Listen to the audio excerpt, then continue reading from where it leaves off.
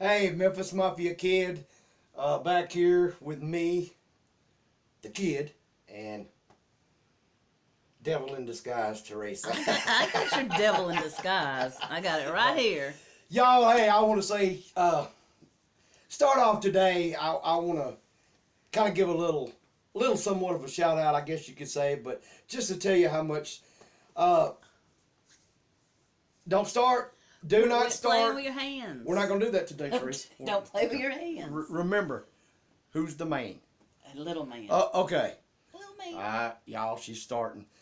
But no, we actually met two wonderful ladies today that's in our Elvis family, Jill and Joey from Florida. And we met them at the birthplace today, and we visited and we talked and we laughed and we had a wonderful time. And as I've been telling y'all, it just, I know it made our day, didn't it, Teresa? Yeah, it did. We had a As good much day. as I think it made theirs. Yeah. We had a good time. Hey, y'all, we enjoyed it. We look forward to when y'all come back and see us. But just kind of wanted to let y'all know of like I always express, of how touching and how wonderful it is just to share times with our Elvis family. And that just makes the world go around. But with that, hey, y'all, we're going to get into this week. We got some more questions. Roll it, Teresa. Okay, Michael Perks wants to know, when you were living at Graceland, did you understand or comprehend how popular Elvis was to the world? Man, Michael, you wouldn't make it tough on a guy, would you? That is kind of a yes and no question, Michael. I mean, growing up from way back as far as I can remember and traveling and living with Elvis and then ended up living at Graceland and sharing that time. Yes, I mean, Elvis just had that impact as we've talked about before, and I mean, was what he was. I mean, but yeah, we also we knew he was, a big entertainer. We knew the impact he had on people. But to answer the rest of that question, I can't really say that we knew how big an impact. And the reason I say that is, as a matter of fact, I was just telling you about Jill and Joy, and we kind of got into that. Elvis's impact on this world now that I feel and see, I think it's just going to be never ending, because we talk about the young and the generations and the generations, and it just keeps going, and it's more Elvis family, and like I've always said, I love in each and every minute of it. I hope that kind of answers your question. I mean, we did know that he was Elvis Presley, but how big and how far, I don't know if anybody ever really knew that. I think though we're totally understanding it now. So hey, appreciate that question. Okay, Shirley Romer asks, what made Gladys and Minnie Mae enjoy life and laugh? Another good question. I think what actually made them laugh and enjoy life, first and foremost, was life itself.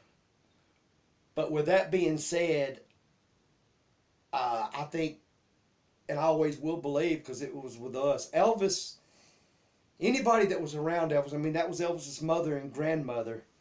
And being around, I wasn't, unfortunately, around Aunt Gladys. I've heard everything I could possibly know from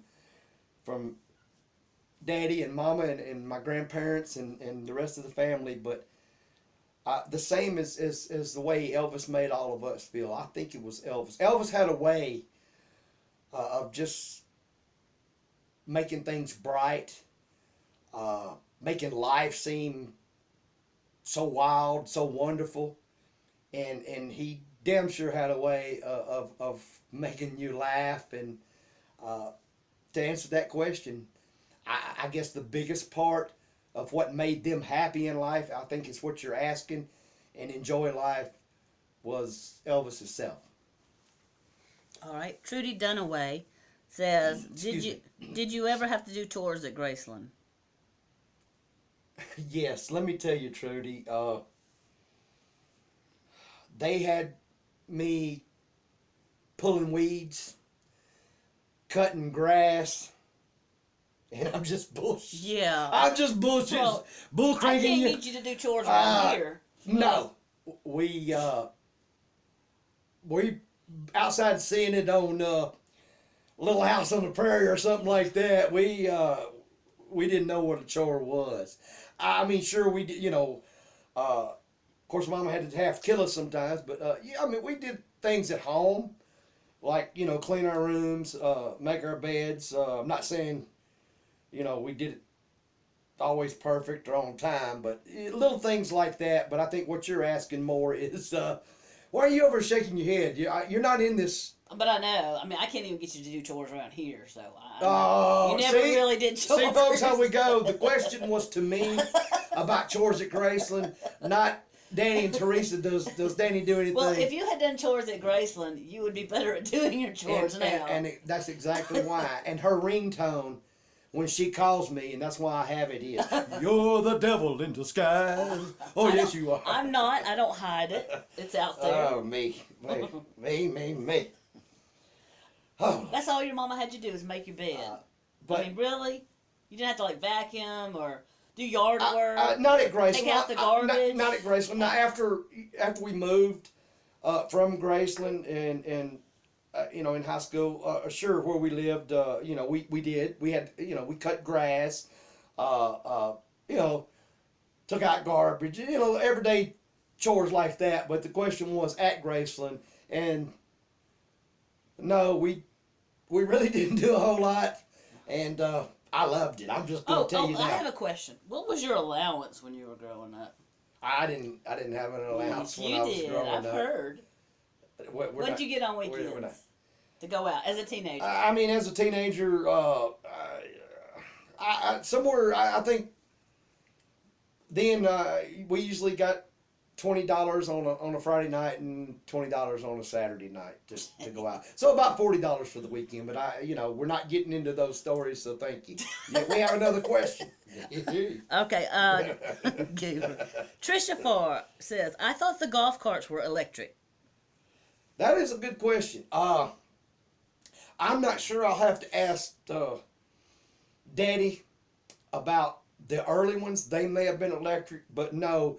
The ones that we rode on and the one Elvis had made for Lisa, they run off of gas.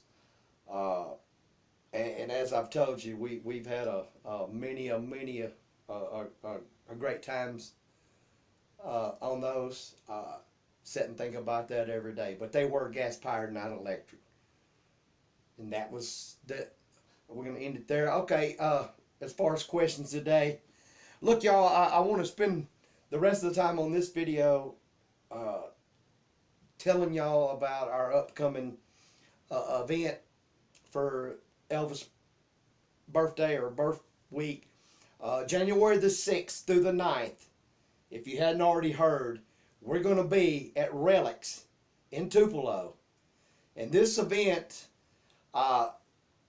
John Daly with Elvis Pawn Shop. I'm sure a lot of y'all already know John, but if you don't, hey, John's been a good friend, and we've done a lot of Elvis cons with John. Love doing them. John has the heart like we have. He's really sincere with the fans.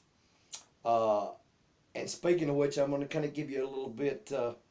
I talked to John today. And we've got a couple little surprises in, and like I said, once again, mainly, and got to give credit where credit's due, mainly John, but he has got some things that me and Teresa are going to have, and it's limited. I don't know how many yet. Not going to say. I mean, I know we're not talking just a couple and then over with and done, but we're going to have some giveaway prizes or gifts, if you may. As people come and see us until they run out. And like I say, you guys, you get a chance. Thank John for that. And we're looking forward to it. Like I said, me and Teresa's all got some things planned that's going to be good for the Elvis family. Look, we're looking forward to seeing y'all. And if y'all can come down and see us, know it's a lot going on. But remember one thing, it's absolutely free, as John's conventions always are. And if you're in town and get a chance, like I said, come by and see us, and we'll make it worth your while. So with that, y'all, we're going to get out of here. Got a good Sunday video coming at you. Y'all have a good weekend. And remember, we always live Elvis.